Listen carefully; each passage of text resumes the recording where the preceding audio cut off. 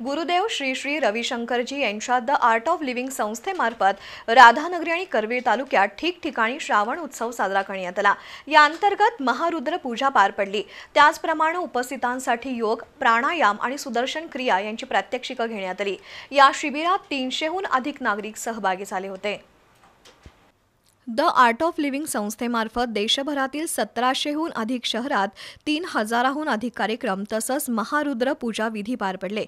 या अंतर्गत प्रशिक्षिका स्मिता पाटील सुस्वरे यांच्या मार्गदर्शनाखाली राधानगरी तालुक्यातील तिटवे गावामध्ये आणि करवीर तालुक्यातील म्हाळुंगे इथल्या दत्त मंदिरात आनंद उत्सव साजरा झाला।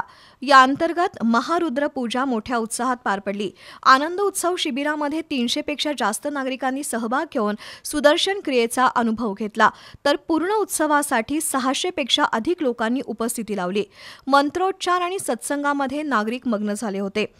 ध्यान, प्राणायाम, योग यामुळे आयुष्यात सकारात्मकता निर्माण करून लोकांना आनंदी, निरोगी जीवन जगण्याची कला शिकवणं हे आपल्या संस्थेचं उद्दिष्ट असल्याचं प्रशिक्षिका स्मिता पाटील सुस्वरे यांनी सांगितलं।